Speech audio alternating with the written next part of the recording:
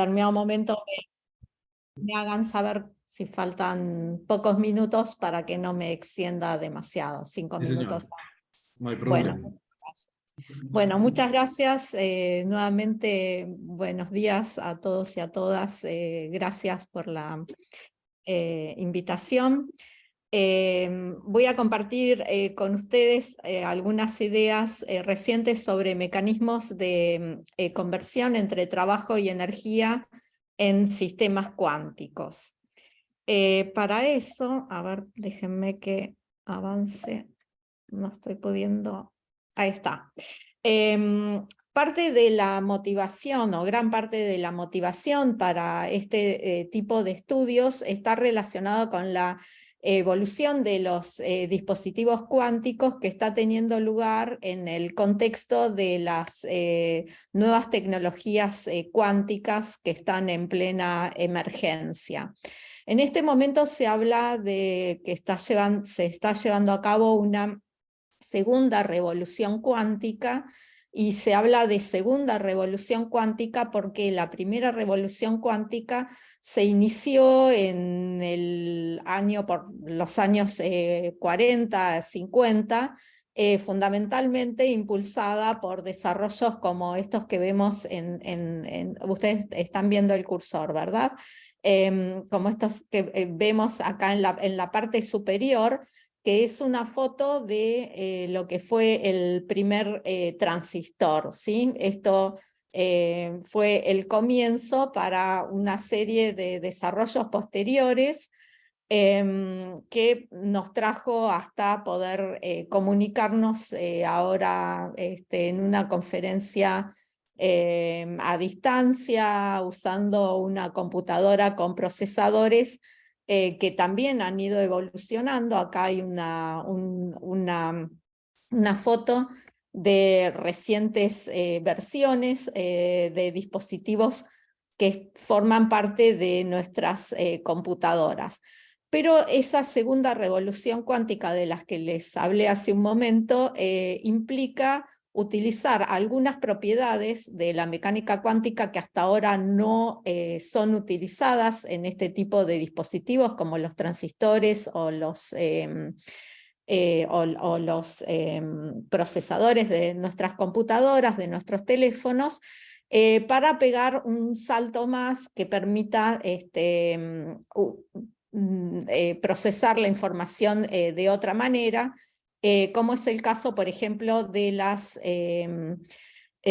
computadoras cuánticas. Los elementos básicos sobre los cuales se basa la lógica de todas nuestras computadoras, como bien sabemos, son los bits que se formalizan en términos, se pueden formalizar en términos de números ceros y unos. Esta nueva lógica sobre la cual se basa la computación cuántica implica, por ejemplo, la utilización de superposiciones de estados, que es una de las características fundamentales de la mecánica cuántica.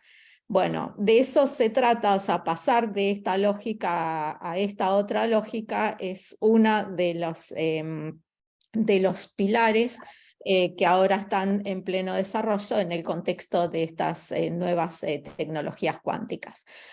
Ahora, una de las cuestiones principales, de los aspectos principales y relevantes para lo que les voy a comentar en lo que sigue, son los diferentes regímenes de operación, ¿sí? Mientras que los procesadores de nuestras computadoras funcionan a temperatura ambiente, los procesadores de los prototipos que existen hoy en día de las computadoras cuánticas funcionan a temperaturas extremadamente bajas, como unos pocos milikelvin.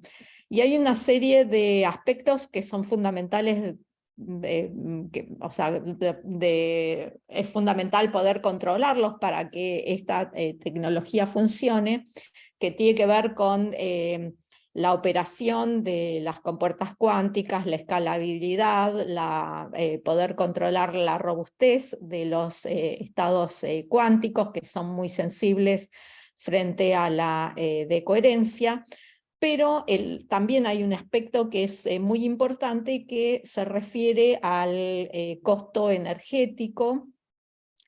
No está claro, es un aspecto que hoy en día no está claro si realmente existe una ventaja energética de estas nuevas tecnologías, pero en cualquier caso es interesante tratar de entender cuáles son los mecanismos fundamentales relacionados con el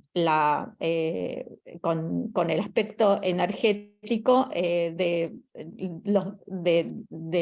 las operaciones de este tipo de dispositivo, y esto es justamente una de las cuestiones que motiva los estudios que yo les voy a comentar en esta charla. Para darle un poco más también de contexto, les voy a mencionar un poco el tipo de dispositivos concretos en los cuales son de interés, digamos, para esta charla. En lo que se refiere a los qubits, que son los elementos fundamentales de las computadoras cuánticas, existen diversas plataformas para implementar qubits, en la que yo voy a poner más foco, o en la plataforma para la cual los mecanismos físicos que voy a discutir más adelante son particularmente importantes, son los qubits. Es la plataforma basada en qubits superconductores implementados en circuitos que se les llaman circuitos cuánticos. ¿De qué se trata esto? Bueno, recién cuando me conecté estaban hablando del efecto Josephson. Bueno, el efecto Josephson es fundamental, esto que está esquematizado aquí arriba, que se le da el nombre de un Kuiper pair box. Es una juntura de dos superconductores que cierra el circuito, y esta arquitectura de junturas superconductores, también acopladas, como en el caso que está indicado acá más abajo, que es lo que se llama la arquitectura de Plasmon, de Transmon, donde no hay una, sino hay dos junturas. Esas son junturas Josephson, que entonces están atravesadas por un flujo magnético, y todo eso se acopla a un circuito que tiene componentes capacitivas e inductivas.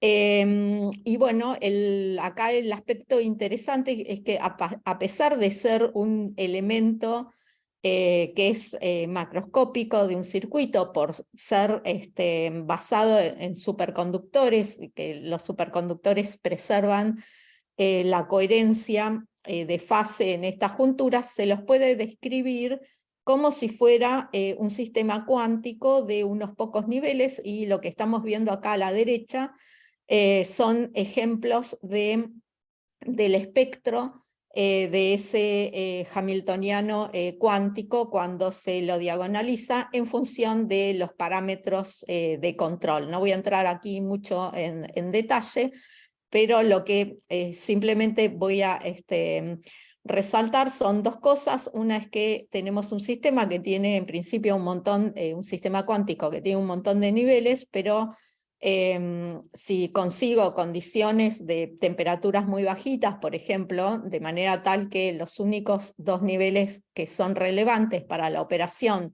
son los dos de más baja energía, eso se comporta como un sistema de dos niveles. Eso es lo que realiza al qubit, y a su vez es un sistema que no solamente consiste en estos dos niveles, que es la parte fundamental, sino que además está acoplado a todo el resto del circuito. Acá está un poco expresada, ilustrada otra configuración. En este caso tenemos 2 qubits, que son estas rayitas, estas franjas celestes, que acopladas a todo el resto del circuito, bueno, se consigue que puedan interactuar entre ellos.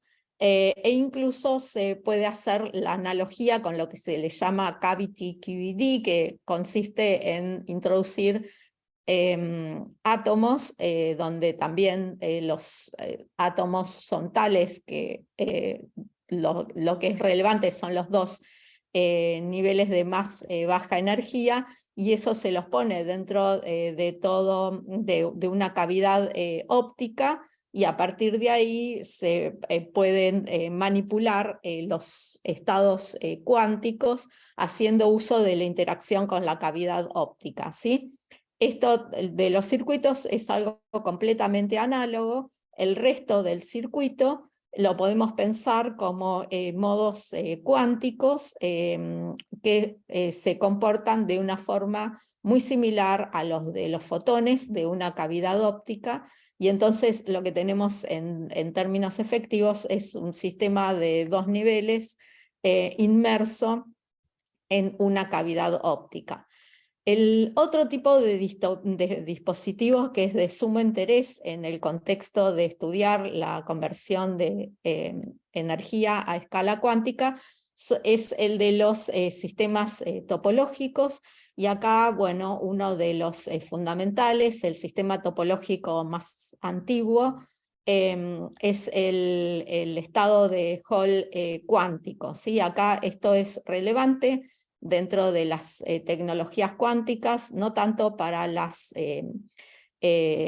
computadoras, sino para poder hacer metrología y sensado. De hecho, bueno, lo que caracteriza al estado de Hall cuántico, el estado de Hall, todos sabemos de física básica, que es un efecto que tiene lugar cuando tenemos un sistema electrónico al cual aplicamos una diferencia de voltaje o un campo eléctrico en presencia de un campo magnético. El efecto combinado del campo eléctrico con el campo magnético genera una acumulación de cargas con diferentes signos, que da lugar a una diferencia de voltaje transversal, que es lo que se le llama el voltaje Hall.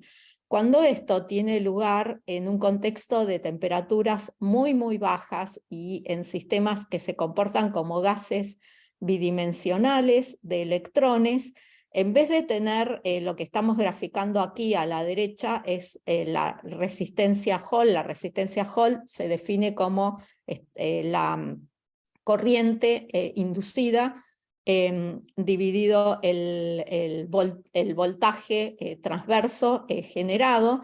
Bueno, en un sistema clásico, esa resistencia Hall como función del campo magnético obedece una relación lineal, que es esta línea punteada de color rosado. Cuando este experimento se hace en un gas bidimensional a temperaturas muy bajas, en vez de obtenerse esta línea punteada, lo que se obtiene es una secuencia de escalones, que son los llamados plató Hall, que tienen lugar a resistencias sumamente específicas y precisas, que son múltiplos enteros de esta resistencia que se le llama de Klitzing, que es el premio Nobel de Física que descubrió este efecto. A propósito, acá hay un listado de premios Nobel de Física relacionados con este efecto Hall cuántico. Y entonces, justamente este efecto es algo tan preciso, y es una cantidad, es un efecto que depende de constantes fundamentales de la naturaleza, que por ese motivo se lo utiliza en metrología para definir el patrón de la resistencia. Una de las peculiaridades, y ahí está la naturaleza topológica de este efecto, bueno, es un efecto que probablemente ustedes lo han estudiado en alguna materia de grado, se puede explicar, o sea, se puede describir en términos de un hamiltoniano, de un sistema bidimensional, perdón, de electrones en presencia de un campo magnético muy intenso. Y eso da como lugar a un espectro que se organiza en bandas, ¿sí? Como están indicadas acá, separadas por, una cantidad que depende de la frecuencia sincrotrón, de la energía asociada a la frecuencia sincrotrón, donde se acomodan un número enorme de electrones, ¿sí? O sea, cada uno de estos niveles que yo estoy indicando acá, en realidad no es un único nivel, sino una banda donde se pueden acomodar un número grande de electrones. Pero es un sistema que es, es reconocido como el primer aislante topológico, porque como podemos ver, tienen este espectro tiene gaps de energía muy bien definidos, que dependen del campo magnético aplicado, pero la naturaleza topológica se pone de manifiesto si nos concentramos en analizar lo que pasa cerca del nivel de Fermi, como está indicado, por ejemplo, en este caso, entre el gap de energía, porque en ese caso podemos verificar que existen lo que se llaman estados de borde. Esos estados de borde tienen una naturaleza topológica, son extremadamente robustos, son canales perfectos de conducción electrónica quiral, donde los electrones se pueden mover solamente en una dirección. Y relacionados con estos estados de borde está íntimamente relacionado el tema de los saltos en la resistividad Hall que les mencioné anteriormente. Bueno, estos sistemas son sumamente interesantes, estos estados de borde, y son tan robustos que se puede implementar en ellos fuentes de electrones o interferómetros que son réplicas de los interferómetros ópticos, ¿sí? Pero con electrones. Y lo que es muy interesante es que desde hace unos 10 años, si bien hasta ahora se venían estudiando las propiedades fundamentalmente eléctricas, también comenzaron a estudiarse las propiedades térmicas, ¿sí? Por ejemplo, se verificó hace un tiempo que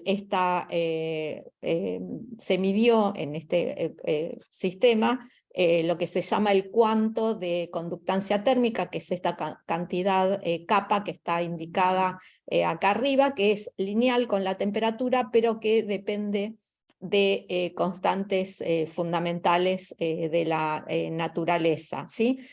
También se empezó a encontrar la forma de hacer termometría, ¿sí? Eso es conectando pequeñas islas, usando estas pequeñas islas como termómetros para censar localmente la temperatura. Acá estamos hablando, fíjense que son sistemas que tienen unos pocos micrómetros en presencia de un alto campo magnético, temperaturas muy bajitas, bien por debajo de los 100 Kelvin, y en los cuales se puede censar temperaturas dentro de estas pequeñas distancias con muchísima precisión.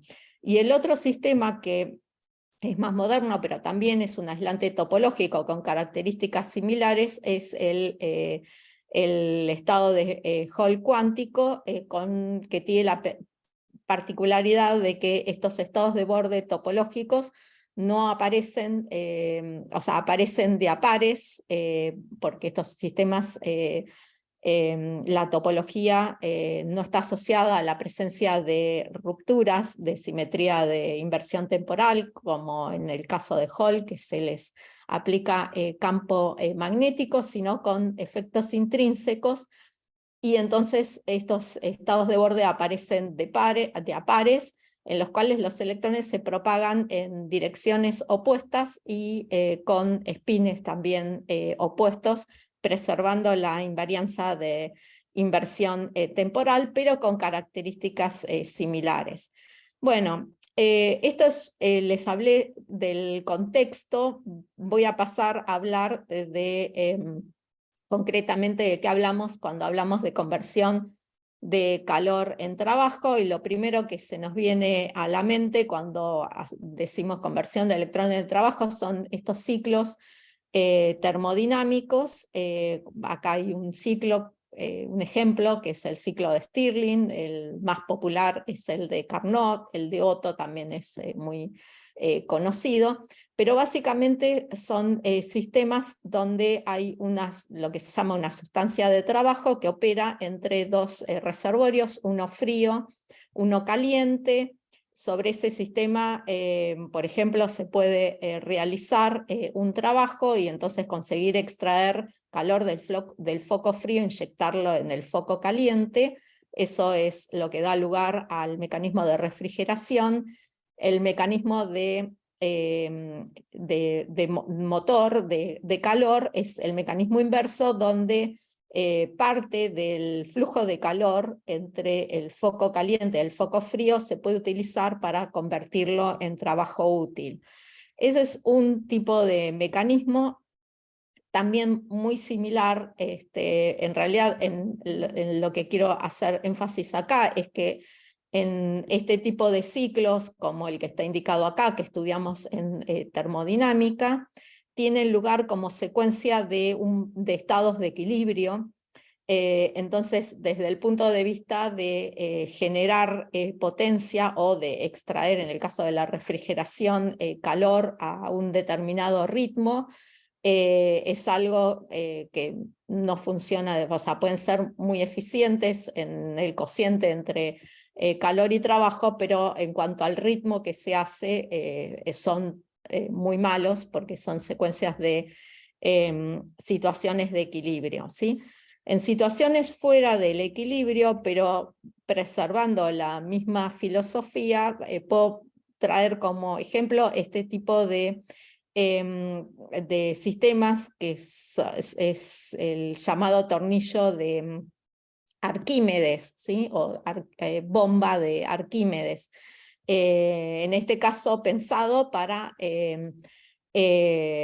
bombear agua en contra de la gravedad. Es algo que funciona en continuo, es un tornillo interno con una simetría que permite que cuando se lo rota se pueda bombear agua desde desde un punto que está más abajo hacia arriba, o sea, en contra de la gravedad, ¿sí? Y algo parecido podemos hacer no con el agua, sino con el calor, ¿sí? Si pensamos que podemos bombear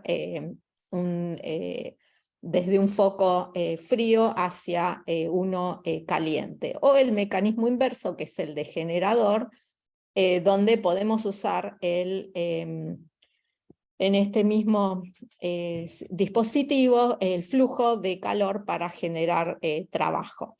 Bueno, muy relacionado con esto y muy tal vez más sencillo, está la conversión de trabajo y energía que tiene lugar en la termoelectricidad, ¿sí? En este caso, de nuevo, tenemos una fuente fría, una fuente caliente, y entonces la termoelectricidad se basa en aplicar una corriente eléctrica, por ejemplo, en este esquema de la izquierda, para conseguir extraer calor de la fuente fría hacia la fuente caliente, o al revés, usar el flujo de calor entre la fuente caliente y la fuente fría para generar una corriente eléctrica, ¿sí? O sea, es también un mecanismo entre calor y trabajo eléctrico en este caso.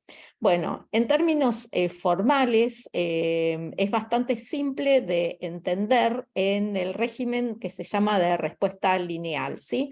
Esquemáticamente, en el caso de la termoelectricidad tenemos los dos reservorios, el caliente, el frío, que tienen una diferencia de voltaje, representada aquí en términos de una diferencia de potencial químico y una diferencia de temperatura, y lo que se pone aquí es un conductor en el medio, ¿sí? Conectándolos a estos dos. Aquí tiene lugar, ¿sí? ¿Alguien me va a hacer una pregunta? No. Bueno. Aquí tiene lugar tanto un flujo de calor, que es esto indicado acá como J2, como un flujo de carga, ¿sí? Que es lo que está indicado acá con el J1, ¿sí? Y esto, bueno, debe obedecer ciertas leyes de conservación global de la carga y de la energía. Como les decía, en el caso de la respuesta lineal aplica a considerar pequeñas diferencias de potencial químico, pequeñas diferencias de temperatura entre esos dos reservorios. Lo que es ese régimen que se le llama de respuesta lineal corresponde a un régimen donde tanto la corriente de carga, que es lo que llamamos acá J1, como la corriente de calor, que es lo que llamamos J2, depende linealmente, ¿sí? Estos L's son coeficientes, y la dependencia lineal es con lo que se identifica como afinidades, ¿sí? Las afinidades son precisamente lo que introduce las diferencias de potencial químico o diferencias de temperatura, ¿sí?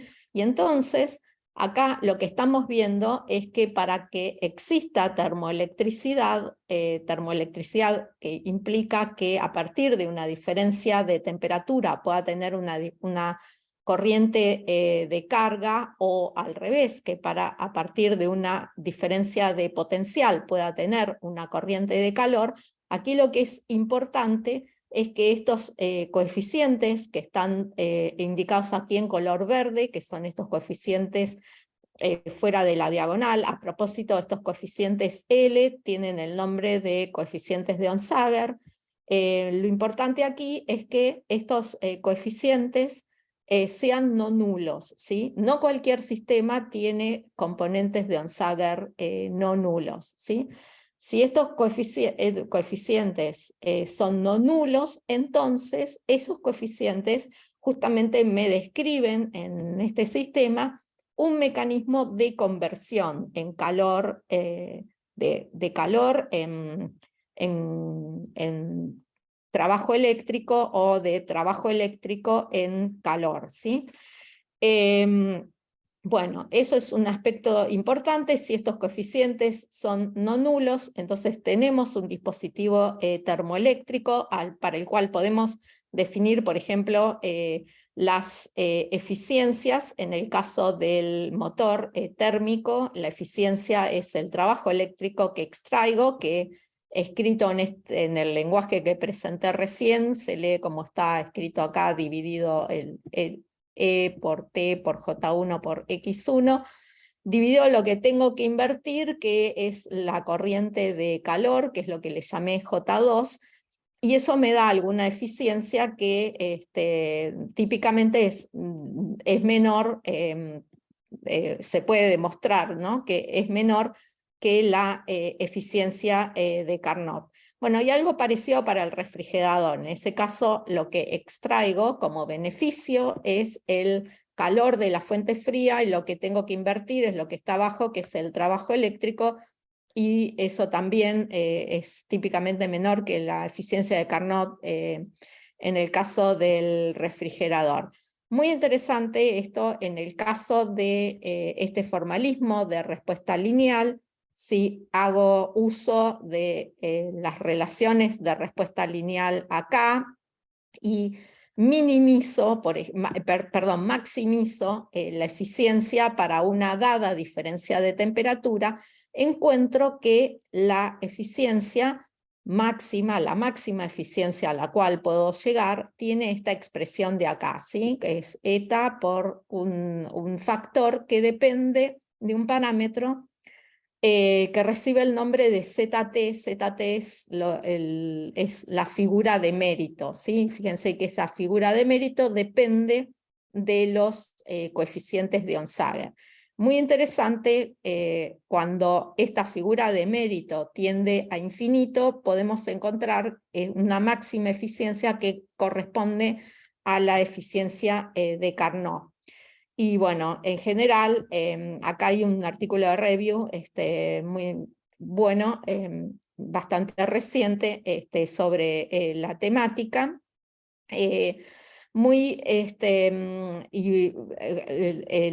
Lo que se enfatiza aquí es que, como les decía recién, la eficiencia máxima se consigue cuando esa figura de mérito es infinito, y en general, cuanto mayor es la figura de mérito, mayor es la eficiencia.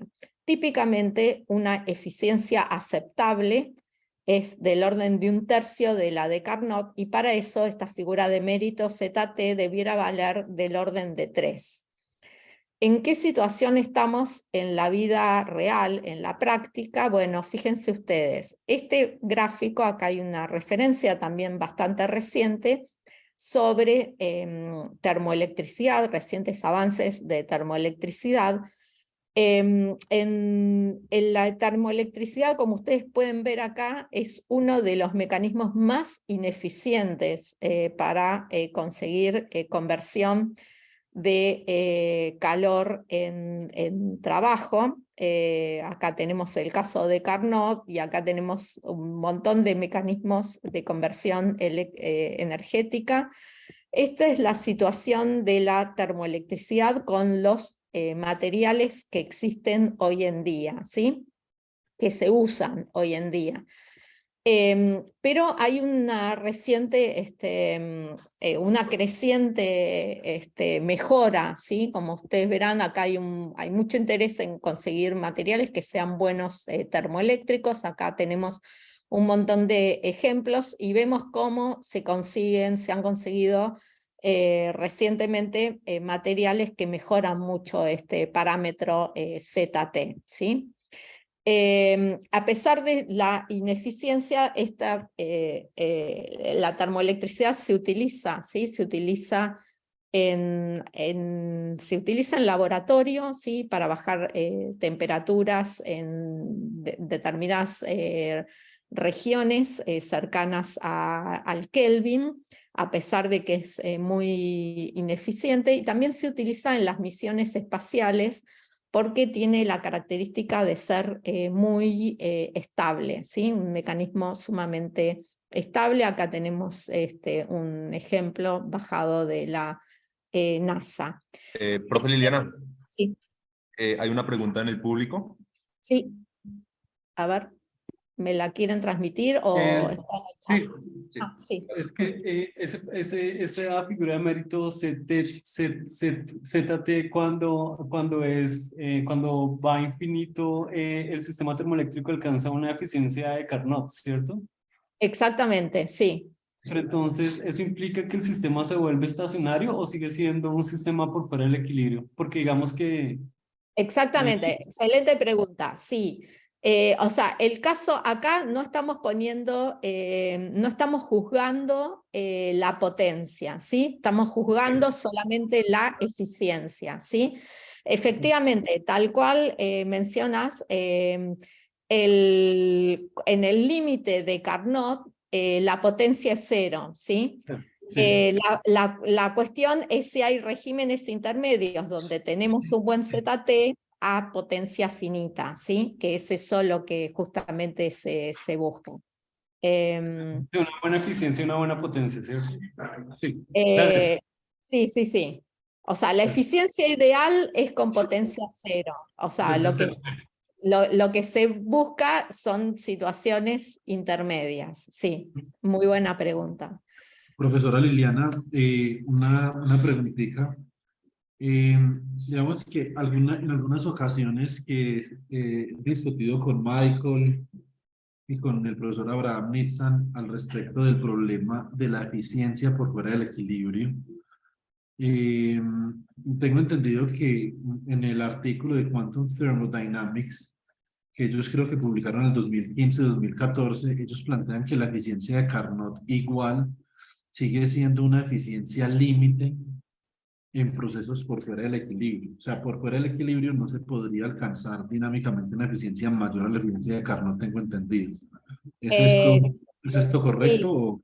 es absolutamente correcto, ¿sí? O sea, ustedes pueden encontrar seguramente en la literatura artículos donde aparecen eficiencias que son superiores a la de Carnot. Bueno, ahí en general siempre cuando se encuentran con esos resultados, vayan a buscar, porque en general siempre hay alguna trampa en la forma en que está definido, ¿sí? O sea, tal vez la forma en la cual está definida la eficiencia es sin tener en cuenta algunos aspectos que cuando se tienen en cuenta siempre terminan dando como resultado una eficiencia que es idealmente igual a la de Carnot, ¿sí?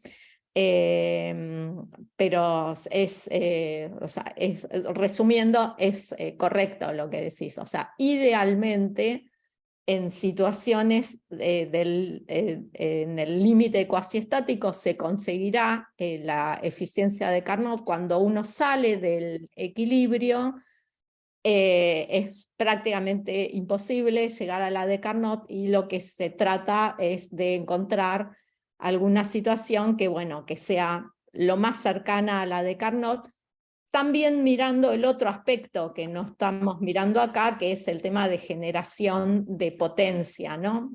Porque si nos quedamos solamente con mirar la eficiencia, bueno, vamos a terminar siempre concluyendo que si hacemos una evolución como secuencia de procesos cuasiestáticos, alcanzamos la de Carnot, pero tampoco eso sirve, ¿sí?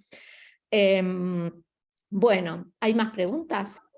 No, una última pequeña pregunta. O sea, que el régimen dinámico por fuera del equilibrio, durante esa escala de tiempo característica, por ejemplo, los sistemas nanoscópicos tampoco favorece alcanzar la eficiencia de Carnot por el hecho de que sea dinámico.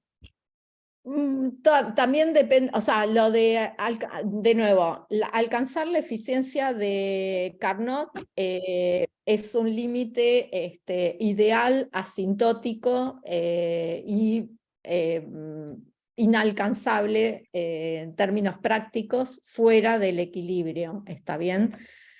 Los procesos dinámicos y las escalas de tiempo, bueno, eso depende mucho del sistema en el cual estemos trabajando, ¿sí? O sea, ahí tenemos y de la forma en la cual estamos introduciendo el aspecto fuera del equilibrio, ¿sí? Si quieren, volvemos un poco sobre ese punto, sobre el final de la charla, ¿sí? Listo, profesora.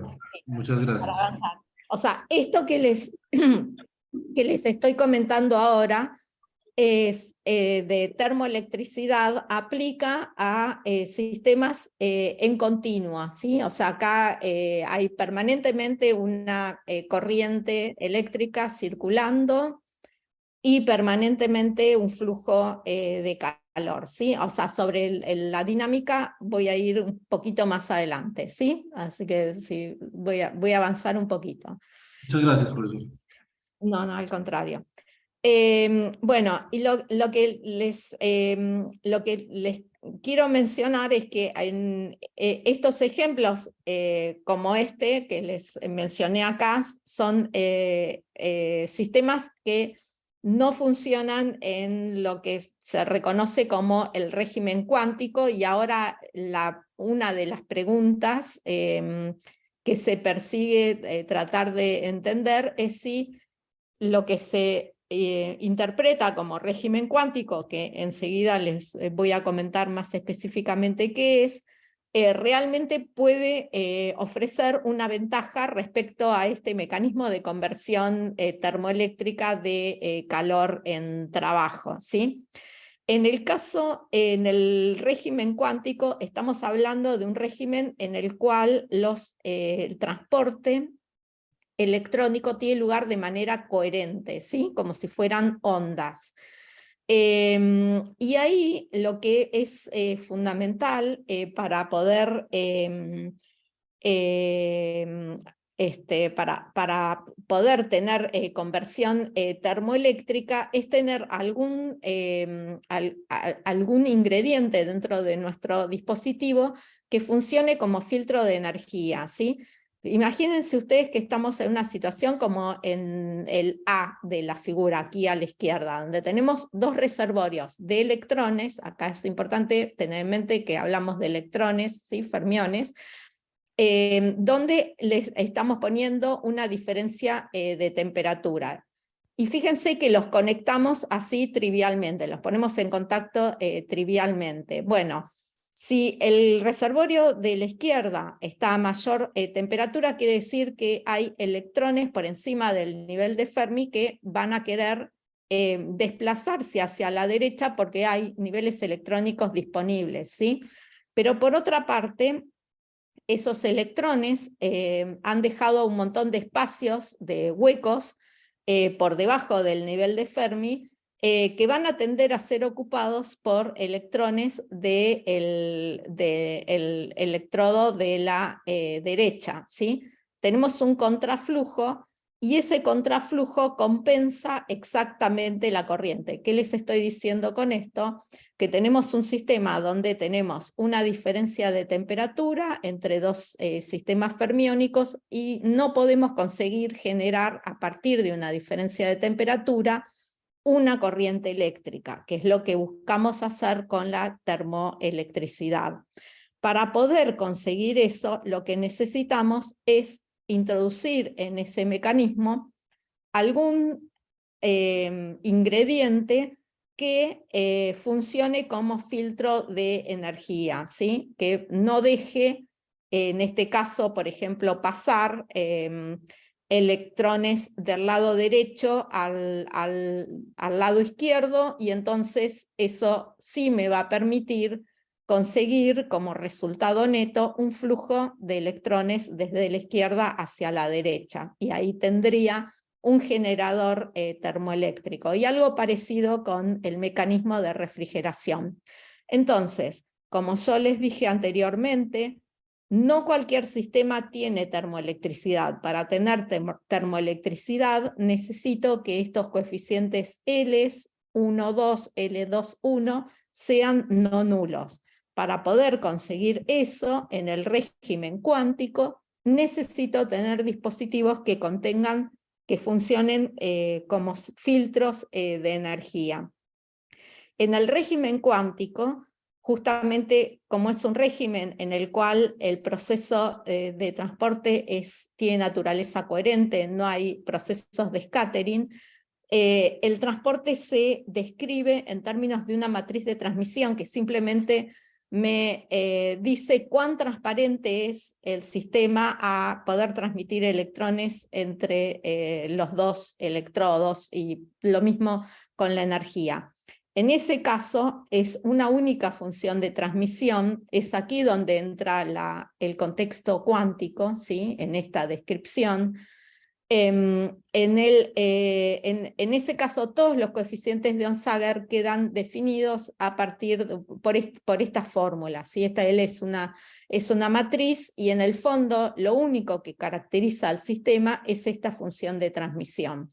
Entonces, esta función, si tengo un sistema que tiene filtros de energía, esos filtros que les mencioné recién, esos filtros de energía aparecen en el comportamiento matemático de esta función de transmisión.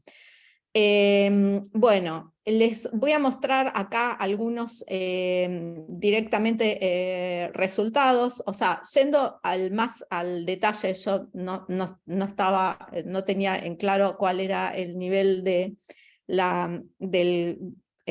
la conferencia esta como para dar más detalles, pero les comento, y por eso que no están incluidas en las transparencias, les comento que hay dos formas de conseguir dos formas matemáticas que son óptimas en cuanto a esta función de transmisión. Una es que tengan formas de lorentzianas, ¿sí? Si tienen formas de lorentzianas o funciones de transmisión que tengan picos, eso da buena respuesta termoeléctrica. Y la otra forma de función de transmisión que es muy beneficiosa para conseguir termoelectricidad es cuando esta función de transmisión tiene la forma de un potencial, de una función de Heaviside. ¿En qué sistemas se consigue eso? Bueno, en los quantum dots, que son sistemas que tienen niveles de energía, bueno, se consiguen situaciones muy parecidas a lorentzianas, ¿sí? Para esa función de transmisión. Y de hecho, bueno, hay experimentos donde se verifica una excelente respuesta termoeléctrica en sistemas justamente que tienen, como los quantum dots, que tienen niveles discretos de energía bien identificados. Este es otro experimento, y que justamente esos niveles de energía dan lugar a funciones de transmisión del tipo de lorentzianas, y eso es lo que describe buenos filtros de energía. Nosotros recientemente encontramos que el estado de Hall cuántico también ofrece esas posibilidades, ¿sí? O sea, el estado de Hall cuántico, como les mencioné hace un rato, tiene un espectro caracterizado por niveles de Landau, ¿sí? Y acá, este es un resultado experimental en el cual yo participé con la interpretación teórica. Esto que esta figura, que bueno, les comento primero un poco en qué consiste el experimento. El experimento es un sistema, es un gas de electrones bidimensional en una geometría que se llama de Corvino, ¿sí? Corvino es porque tiene esta forma de disco. Y entonces en ese sistema se pone un heater en el medio y luego se mide cuánto vale la diferencia de potencial generada como respuesta, o sea, entre dos anillos concéntricos. Esa diferencia de potencial se genera como respuesta a el incremento de temperatura inducido por el heater. En cuanto al espectro, ¿sí? Esto que está indicado aquí son mediciones de la conductancia eléctrica en naranja, ¿sí? En naranja son las mediciones y en puntos está en la interpretación teórica.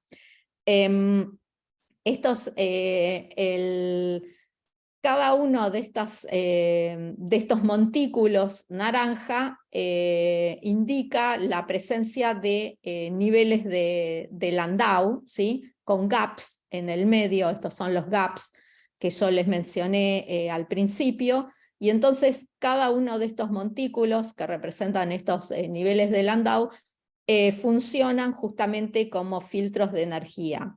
Por ese motivo, aquí en azul aparece la respuesta termoeléctrica, que es significativa, ¿sí? Nuevamente en líneas sólidas es el experimento, en punteadas es la descripción teórica. Bueno, a partir de ahí, en este sistema, es un sistema experimental donde se pueden inferir, se pueden extraer la información de las matrices de Onsager que les comenté hace un rato, y este es un sistema que tendría una respuesta termoeléctrica sumamente interesante. Como ven acá abajo, estos son los valores del ZT, de la figura de mérito, donde podemos ver que alcanza valores altos, obviamente no infinitos, pero bien por encima de 1, que son los valores típicos de la mayoría de los materiales a temperatura ambiente. y que puede alcanzar hasta valores por arriba de 4, ¿sí? en algunas regiones. Bueno, este es un ejemplo de dispositivo donde se podría encontrar una excelente respuesta termoeléctrica en el régimen cuántico. Y como les decía, el secreto está en que los niveles de Landau, acá hay un esquema donde tenemos los dos reservorios, el caliente y el frío, la misma imagen que les presenté hace un rato, y la función de transmisión presentando una estructura de picos, y cada uno de estos picos aparece cuando tenemos un nivel de Landau, ¿sí? Estos picos y la distancia entre picos se puede regular con el campo magnético, regulando el campo magnético, y de esa manera regular la respuesta termoeléctrica, ¿sí? Bueno, este es un resultado experimental. Esta es sobre esos mismos resultados experimentales. Esto es una estimación teórica de cuál sería, en este caso, la potencia de enfriado, ¿sí? Recién les mostré la eficiencia. Estos resultados refieren a la potencia, ¿sí?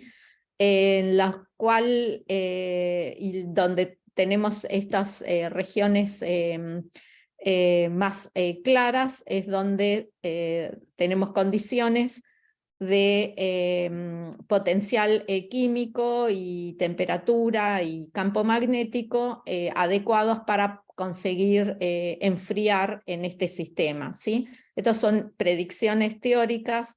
Está en curso un experimento que verifique justamente esta potencia de enfriado que es realmente buena, ¿sí? O sea, acá están estos resultados normalizados en términos de la cota máxima para la potencia de enfriado, y se Profe, alcanza. Sí, discúlpame, te quedan 10 minutos, ¿vale? dale, muchas Dale, gracias. dale. Bueno, esto es, ok, entonces voy a pasar un poco rápido por esto, simplemente mostrarles, recién les hablé de posibilidades termoeléctricas basadas en utilizar los niveles de Landau. Les hablé de que una de las características principales de estos sistemas topológicos son los estados de borde, y los estados de borde también tienen un montón son sumamente promisorios en cuanto a poder usarlos para generar termoelectricidad. Acá estoy mencionando una serie de artículos son todos artículos teóricos. Sobre esto aún no hay experimentos, ¿sí? En termoelectricidad utilizando los estados de borde. Este es un artículo que hicimos con colaboradores, donde utilizamos ciertas propiedades de los estados de borde del estado de Hall fraccionario, y también da una excelente respuesta termoeléctrica. Y algo similar pasa con el caso del quantum spin Hall, de los aisladores topológicos con estos estados de borde peculiares que les mencioné al principio, ¿sí? También ofrecen respuestas termoeléctricas sumamente interesantes, con la posibilidad de implementar mecanismos no locales, ¿sí? Donde se consiga, por ejemplo, generar corriente eléctrica a partir de, o sea, por ejemplo, generar una corriente eléctrica entre las terminales, entre estas dos terminales en la barra de abajo, a partir de utilizar diferencias de temperatura en un reservorio extra aplicado transversalmente, ¿sí? No voy a entrar en detalles por una cuestión de tiempo, pero simplemente les quiero mostrar esto para que vean que es un campo sumamente variado, y que hay un montón de resultados interesantes, ¿sí? Esto es en el caso también de islas magnéticas aplicadas a los estados de borde Quantum Spin Hall, donde también se puede conseguir respuestas termoeléctricas sumamente interesantes. También en este caso en configuraciones donde se incluyen contactos superconductores. SL y SR son superconductores. También se pueden conseguir, en este caso, respuestas termoeléctricas no locales, ¿sí? Se aplican diferencias de temperatura en los dos terminales superconductores y se consigue una corriente eléctrica en una punta que está acoplada a los canales estos de borde, ¿sí? Bueno, para cerrar y para retomar con lo que me preguntaban hace un rato de cuestiones dinámicas, voy a volver a los qubits, ¿sí? Todo esto de termoelectricidad que les mencioné recién, son mecanismos que tienen lugar en el continuo, ¿sí? Permanentemente tenemos una corriente continua eléctrica, un flujo de calor. ¿Qué pasa con sistemas dinámicos, sistemas que tienen dependencias temporales? Bueno, y ahí es donde voy a contarles algo en el contexto de los qubits. Esto también tiene motivación experimental, o sea, bastante recientemente se hicieron experimentos de transporte de calor, en este caso en continua, en sistemas que contienen qubits inmersos en circuitos superconductores, y bueno, lo que se encontraron son justamente señales que verifican la imagen que yo les presenté al principio, ¿sí? De que el qubit superconductor se comporta como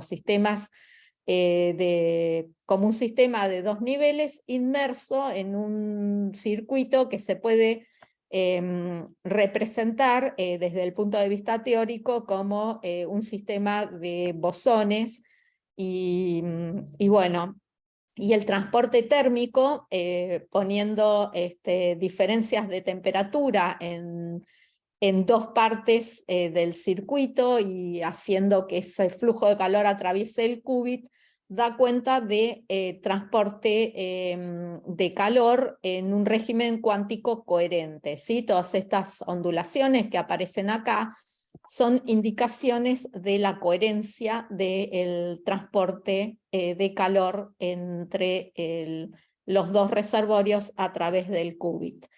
Entonces, la pregunta es si podemos implementar mecanismos de conversión, o sea, estos experimentos son solamente transporte de calor, si podemos implementar mecanismos de conversión entre calor y trabajo en qubits, donde agregamos la posibilidad de manipular al qubit con campos dependientes del tiempo, ¿sí? Estos campos dependientes del tiempo se introducen a partir de potenciales de gate o flujos, variando con el tiempo, los flujos magnéticos que atraviesan el qubit, y acá lo que es interesante es que en este tipo de arquitecturas los experimentales saben manipular muy bien el tipo de acoplamiento entre el qubit y el resto del circuito, ¿sí? Controlando las componentes capacitivas e inductivas. Entonces, un poco de eso les voy a hablar ahora, que, o sea, es una síntesis de un resultado que salió en este artículo hace ya un par de años. El tiempo pasa. Lo que presentamos en ese artículo es un formalismo más general para estudiar este tipo de problemas, ¿sí? Esquemáticamente, lo que estamos pensando acá es que tenemos dos reservorios, el caliente y el frío, un sistema de pocos niveles, que después les voy a mostrar el ejemplo concreto de un qubit. Ese sistema de pocos niveles se puede operar con parámetros dependientes del tiempo, ¿sí? O sea, el sistema de dos niveles tiene parámetros dependientes del tiempo, que son estos parámetros que están indicados acá con X1 y X2, y como consecuencia de todo eso, o sea, como consecuencia del flujo de calor entre el foco caliente y el frío a través del sistema de pocos niveles y la operación con campos dependientes del tiempo, podemos tener mecanismos de tipo de refrigerador o de tipo de motor térmico. El régimen en el cual nos concentramos es en el régimen, y acá es donde entra la dinámica, o sea, la forma en la cual esos parámetros pueden depender del tiempo, puede ser muy variada. Sí. Hola. Pensé que me iban a preguntar algo. Bueno, la forma en la cual depende del tiempo puede ser muy variada. Nosotros nos concentramos en la situación en la cual el sistema está fuera del equilibrio, pero la variación temporal es lenta, de manera tal que estos X punto vector, que es lo que indica con qué velocidad cambian los parámetros con el tiempo, es pequeña, ¿sí? Esto es un pequeño parámetro. El otro pequeño parámetro es la diferencia de temperatura entre los dos reservorios. Profe, Sí. nos quedan pocos minutos para la conferencia del profesor Okay. Alfredo, ¿vale? Ok, bueno, entonces simplemente les comento, les paso concretamente al resultado. Se puede en ese régimen introducir una descripción para el calor y para el trabajo. Esto es el calor y esto es el trabajo. Al orden más bajo en esos pequeños parámetros, o sea, es una, fíjense, en el caso del calor es algo que es parecido al caso de respuesta lineal, como en termoelectricidad. Nuevamente, en este esquema tenemos los rojos, que son como los coeficientes diagonales de la matriz de Onsager, que estos serían los términos triviales. En el caso del trabajo, es el trabajo que se disipa en forma de calor, lo que aparece en rojo. Aquí en rojo, en lo que se refiere al calor, es el transporte térmico trivial entre el reservorio caliente y el reservorio frío, y los términos de conversión entre calor y trabajo, que son los términos verdes, que me permiten generar trabajo a partir de una diferencia térmica y extraer calor del foco frío a partir de variaciones temporales con los parámetros dependientes del tiempo. Bueno, les dejo esta imagen, no les voy a dar más detalles. Hicimos la implementación en el problema de un qubit, o sea, este es un formalismo justamente muy adecuado para estudiar qubits con dependencias temporales acoplados a reservorios calientes y fríos. Y aquí el aspecto interesante es que estos términos que describen la conversión entre el calor y el trabajo tienen características geométricas, se pueden describir como cantidades matemáticas similares a una fase de Berry, y eso tiene una serie de ventajas en cuanto a la descripción de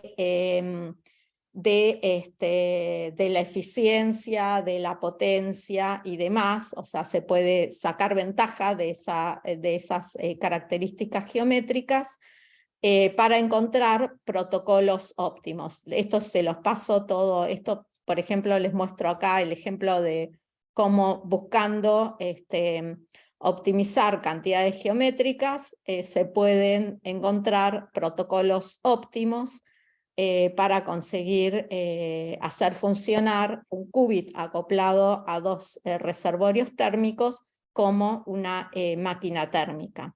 Bueno, tienen las referencias. Si alguien quiere más detalles, no dude tienen mi contacto, no duden en consultarme. Simplemente El resumen, les hablé de termoelectricidad en el régimen cuántico, la posibilidad de implementar mecanismos de refrigeración y de motor térmico, y mecanismos similares pueden implementarse en otro tipo de sistemas, combinando con campos dependientes del tiempo, con aplicaciones sumamente interesantes para los qubits, superconductores inmersos en circuitos. Déjenme mostrarle una última slide con colaboradores, estudiantes de doctorados, estudiantes que ya han terminado su doctorado, colaboradores experimentales de acá de Argentina y también del ETH y de Stuttgart, y bueno, otros colaboradores de Argentina, de Eduardo Fratkin de Illinois, de Suiza, de Chalmers, colaboradores de Pisa, de Trieste y de Berlín. Bueno, una última cosa, acá hay un artículo de review que está por salir próximamente, y no duden en contactarme si tienen preguntas. Bueno, muchas gracias. Muchas gracias, profesora Liliana, de verdad, muy amable. Le agradecemos mucho su presentación. Como ya estamos sobre el tiempo, lastimosamente. Está perfecto, o sea, fue un placer entrar en contacto, tienen mi contacto, no duden en escribir. Yo quisiera, de pronto por correo, yo quisiera hacerle dos preguntas sucintamente por correo. Quisiera saber, yo entiendo que usted, Florencia, con el profesor Micael también han trabajado mucho el formalismo de Floquet para Sí. termoelectricidad. Y yo simplemente quisiera saber cuáles son si eso es simplemente una herramienta matemática aplicada al problema de la termoelectricidad en la nanoescala, o si tiene alguna ventaja física al trabajarlo con Floquet, ¿cierto? Entonces, y algo sobre el rompimiento de simetría usando spin órbita en el caso de los coeficientes de Onsager que usted mostró en materiales topológicos. Esas son como dos preguntas que yo quisiera discutir como con profundidad, entonces yo se las estaría haciendo por correo. Listo. Me parece perfecto. Bueno, contesto entonces por correo, así o sea, simplemente adelanto, el formalismo de Floquet es un formalismo útil, pero no es el único, ¿sí? O sea, para este tipo de problemas que les mencioné aquí, fíjense que no usé el formalismo de Floquet. Siempre, yo digo, primero está la física y luego está el formalismo. Lo mismo las funciones de Green o la matriz de scattering, son dos herramientas que son igual de buenas, y dependiendo del problema uno elige una u otra, y sí, hay que aprenderlas a todas. Ok, Bueno, profesor, de nuevo le agradezco mucho. ¿Cómo? Sí, entonces muchas gracias, profesor. placer, adiós. Pues, excelente presentación, le agradecemos en el nombre de la Universidad de Pamplona y la Unidad Dinámica Cuántica Fuera del Equilibrio. Muchas gracias, profesor. Que esté muy bien. Bueno, ahora sí, ya con algo de retraso.